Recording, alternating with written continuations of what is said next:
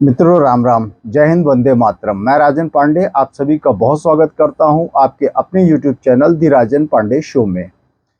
दोस्तों, आज आप सबने देखा होगा कि हमारे प्रधानमंत्री श्री नरेंद्र मोदी जी जहां राजस्थान में गरज रहे थे, राजस्थान सरकार को जिस प्रकार से उन्होंने घेरा है और जिस प्रकार के जो भी अब वहां पे हुआ है, देखिए एक एक घटना का उल्लेख करना और जितनी बर्बरता पूर्वक घटनाएं हुई, तो अब उनको बार बार रिपीट करना शायद है कि शोभा नहीं देता।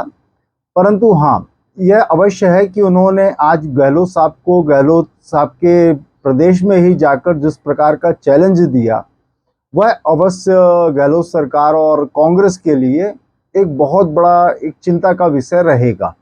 क्योंकि जिस प्रकार की भीड़ जुटी और जिस प्रकार से दिखे, अभी आप जब तक इलेक्टोरल रिजल्ट्स नहीं आते हैं तब तक तो सब चीजें आप ऐसा कह लीजिए कि एक कयास ही होता है।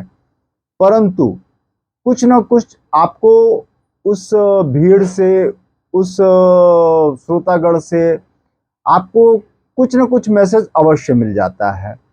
तो और वैसे भी राजस्थान की आप सब जानते हैं, एक परिपाटी है कि 5 साल एक पार्टी रहेगी, दूसरे साल दूसरे कार्यकाल में दूसरी पार्टी।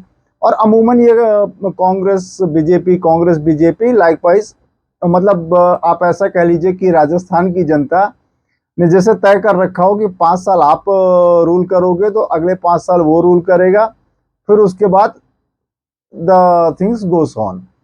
तो अगर हम पिछला ट्रैक रिकॉर्ड देखें राजस्थान का, तो उस हिसाब से तो फिर अब भाजपा को सत्ता में आना ही है। उसके ऊपर से तड़का लगा दिया नरेंद्र मोदी जी ने, जिस प्रकार से उन्होंने गहलोत सरकार की खिंचाई की। और खास तौर पे लाल डायरी को लेकर जो उन्होंने जिक्र किया, तो शायद है कि कांग्रेस के लिए सबसे बड़ा अभी चिंता का विषय जो हो जाएगी, वह यह लाल डायरी हो जाएगी, जो कि उनके निष्कासित बर्खास्त मंत्री राजेंद्र गुड़ा जी ने पब्लिक डोमेन में रखी है कि जिस दिन यह डायरी खुली तो अच्छे अच्छे नप जाएंगे।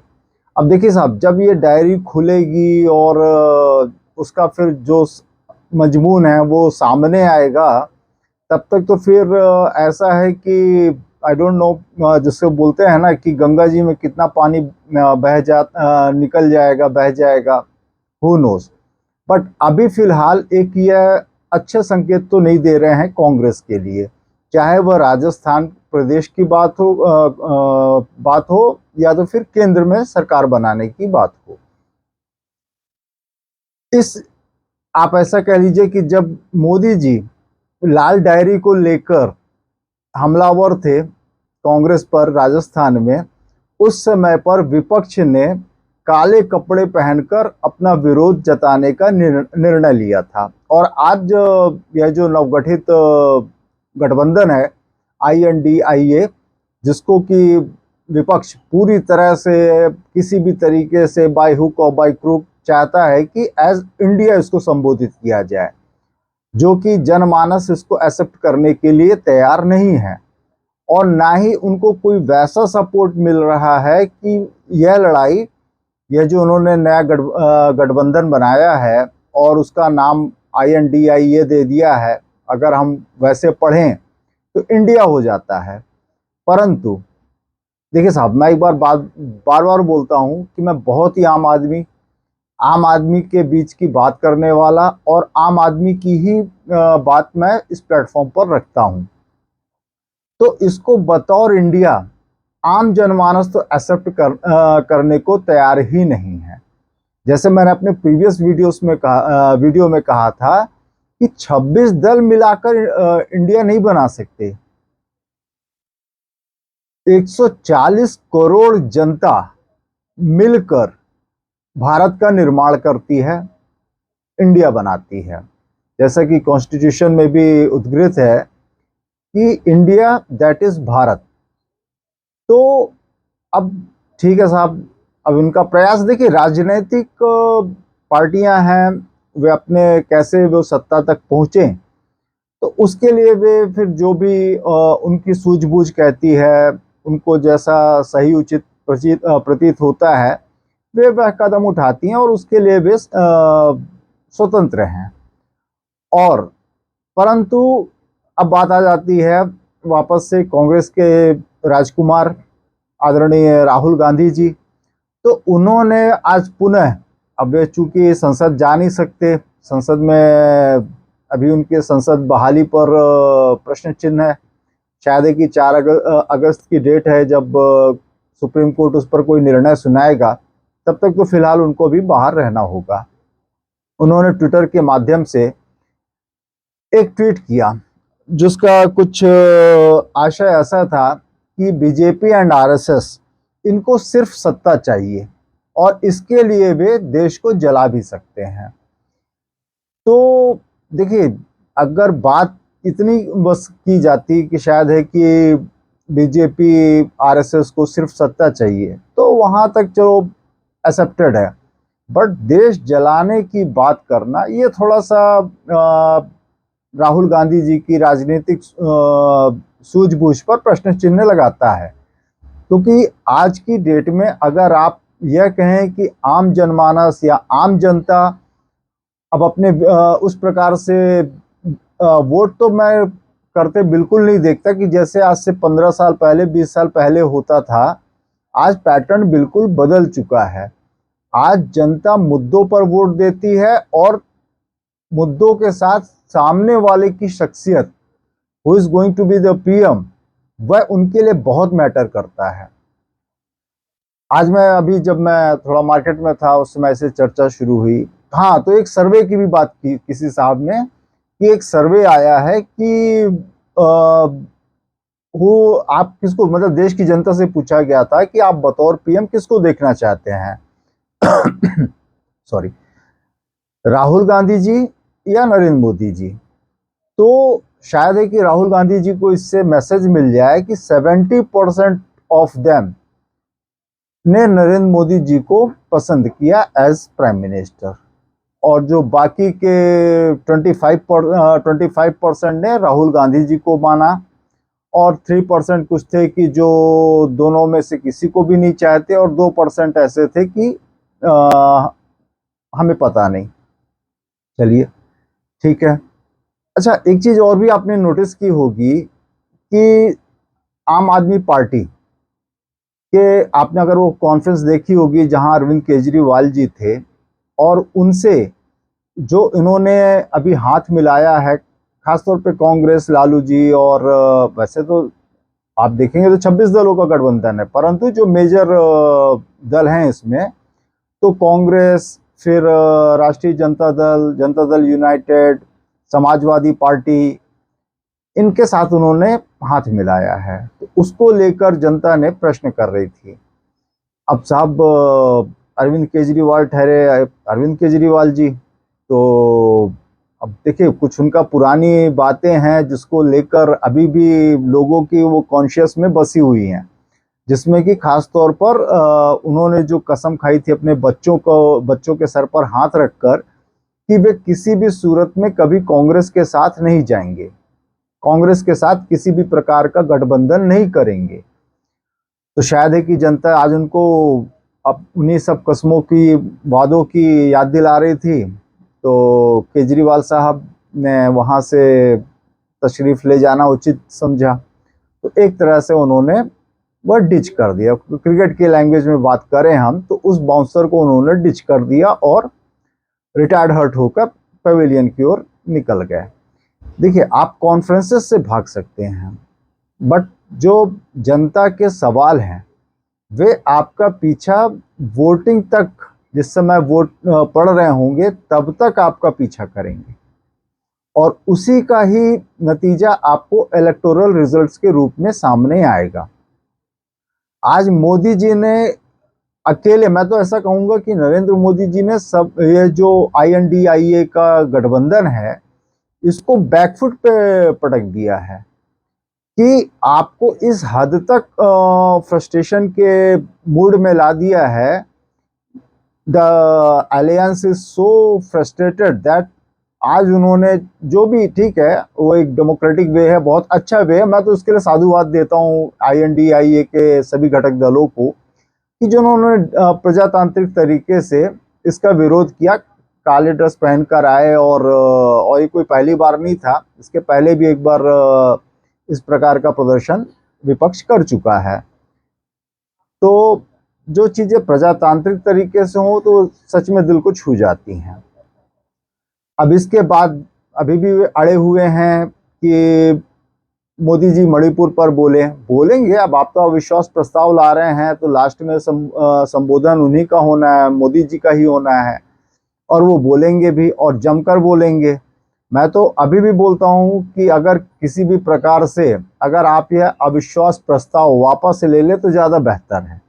सभी, मैं INDIA के सभी घटक दलों से बोलता हूं, क्योंकि जिस प्रकार से मोदी जी आज, हालांकि ट्रेलर तो उन्होंने जब भारत मंडपम का उद्घाटन किया था उस समय भी एक छोटा सा ट्रेलर दिखाया था, आज उसी का एक्सटेंशन था राजस्थान में उनकी जनसभा। तो सोचिए जिस समय मोदी जी सदन में बोल रहे होंगे तो उस समय पर आप देखिए, एक जो आम पब्लिक डोमेन में जो बात है वह यह है कि विपक्ष सब्जेक्टिव डिस्कशन चाहता है कि सिर्फ मणिपुर पर बात हो, जबकि मोदी जी और भाजपा NDA के सभी दल चाहते हैं कि सिर्फ मणिपुर ही क्यों, फिर जो बाकी स्टेट्स में भी ऐसी ही बर्बरता हो रही है उन पर भी बात हो, और इसमें बुराई कुछ भी नहीं है। आप सिर्फ मणिपुर तक ही केंद्रित ना रहें, जो पूरे भारतवर्ष में जहां पर भी ऐसी बर्बरता हो रही है। अगर आप याद करें तो मैं तो एक वीडियो देख रहा था, बिहार में जिस प्रकार एक बैंक कर्मचारी की गोली मारकर हत्या कर दी गई, वो भी सिर्फ इसलिए कि वह जो लाइट कटौती हो रही है, बिजली कटौती हो रही है, उसके खिलाफ वो प्रोटेस्ट करने जा रहे थे। उसके बाद फिर शायद है कि दरभंगा या जहानाबाद कोई एक सिटी है बिहार की, जहां पर 30 जुलाई तक के लिए इंटरनेट पर बैन कर दिया गया है। तो कहीं की भी प्रदेश कोई भी हो, मोदी जी बोलेंगे तो फिर सभी पर बोलेंगे। वे किसी एक, मैंने पहले भी अपने वीडियो में बताया था कि वे किसी एक प्रदेश के मुख्यमंत्री बस नहीं है, वे पूरे भारत के प्रधानमंत्री हैं। तो उनकी एक कलेक्टिव रिस्पॉन्सिबिलिटी बनती है कि वे जब बोले तो पूरे राष्ट्र को लेकर बोले, ना कि किसी एक पर्टिकुलर स्टेट को लेकर ही वे सीमित रहें। और ऐसी ही आशा पूरा देश उनके साथ लगाया हुआ है। और मैं जानता हूं, मैं अपने पर्सनल, मेरा अपना ओपिनियन है कि मोदी जी इस अवसर को जिस प्रकार से एनकैश करेंगे वह विपक्ष को भारी पड़ जाएगा। शायद है कि 2024 का जो नतीजा है वह अभी यह मोदी जी का अविश्वास प्रस्ताव के बाद जो संबोधन होना है उसमें ही तय हो जाना है। अब ये बाकी तो it all depends on the wheat of the so called aliens INDIA। और अगर मोदी जी ने, मेरा अपना मानना है कि अगर इसको भारत वर्सेस इंडिया कर दिया तो फिर और ज्यादा भी एक इंडिया से मेरा मतलब INDIA नामक गठबंधन, इससे कर दिया तो फिर विपक्ष के लिए और मुश्किलें खड़ी हो जानी हैं। अब देखिए साहब, अब इनका अपना कैसा सोच विचार प्रक्रिया होती है। और अभी जो मुंबई की मीटिंग है, ऐसा मेरा मानना है कि मैं आज सच में बिल्कुल एक आम व्यक्तियों से जब पूछ रहा था, जब ऐसे चर्चा चल रही थी, तो जब मैंने INDIA को लेकर पूछा तो मतलब ऑलमोस्ट सभी का ये कहना था कि आप इमोशनल कार्ड खेल रहे हो, कि आप भारत देश का नाम, आप जैसे अगरबत्ती का कोई पैकेट हो उसमें आप सब देखते होंगे कि भगवान का नाम से वो गणेश छाप अगरबत्ती, शिव छाप अगरबत्ती, या कोई भी देवी देवता के नाम से अगरबत्ती, या कोई भी ऐसी पूजन सामग्री जनरली आप लोगों को खरीदते देखे होंगे, आपने मार्केट में बहुतायत में पाएंगे। तो कुछ एक मतलब आम जनमानस में एक धारणा जो है वह यह है कि यह जो गठबंधन है यह सिर्फ एक इमोशनल कार्ड खेल रहा है। INDIA, जिसको भी इंडिया बनाम मोदी जी या इंडिया बनाम NDA ऐसा करके प्रचारित करना चाहते हैं और एस्टैब्लिश करना चाहते हैं, लोगों के मानस में स्थापित करना चाहते हैं। तो पब्लिक के बीच में तो यह है कि ये उनके लिए उल्टा पड़ेगा, क्योंकि अभी भी उनकी नज़र में मोदी जी का विकल्प सामने फिलहाल उन है नहीं कोई। विपक्ष INDIA की मैं बात करता हूं कि वे तय कर लें। मैं प्रमोद कृष्णन जी की बात, जो कांग्रेस के नेता हैं और खासतौर पर प्रियंका गांधी वाड्रा जी की वकालत करते हैं कि उनको सामने लाना चाहिए, उनको आगे करना चाहिए। इवन कि वे इस हद तक गए थे कि उनको PM फेस भी घोषित कर देना चाहिए। तो एक चेहरा, एक उन्होंने बात भी जोड़ दी थी उसमें कि बिना दूल्हे के बारात नहीं होती है। तो मैं उनसे सहमत हूं कि विपक्ष को एक मोदी बनाम हु वाली जो बात है उसको पब्लिक के सामने लाना चाहिए। फिर कोई भी हो सकते हैं, चाहे वे स्वयं मल्लिकार्जुन खड़गे जी हों या जो दूसरे अरविंद केजरीवाल जी हों, प्रियंका वाड्रा जी हों, नीतीश कुमार जी हों। हालांकि वे अब तो ऐसा लगता है मुझे कि वो दरकिनार हो गए हैं, और लालू यादव जी और तेजस्वी यादव जी भी कोई बहुत ज़्यादा सक्रिय अब इस महागठबंधन में तो दिख नहीं रहे हैं।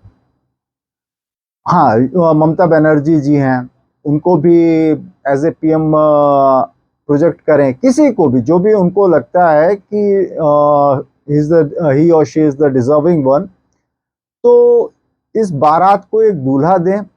और फिर जो सही मुकाबला होगा कि मोदी वर्सेस जो भी वो विपक्ष चूज करता है, तो वो ज्यादा रोचक होगा। अभी तो बस ऐसा है कि लग गया तो तीर विपक्ष के लिए, कि अब लग गया तो तीर नहीं तो तुक्का। होप यह आम व्यक्ति की बात, आम व्यक्ति का संवाद आप सबको पसंद आया होगा। पसंद आया होगा तो प्लीज लाइक का बटन दबाना बिल्कुल ना भूलें, और बेशक चैनल पर नए हो तो सब्सक्राइब करना भी बिल्कुल ना भूलें। जय हिंद, वंदे मातरम, जय जय श्री राम।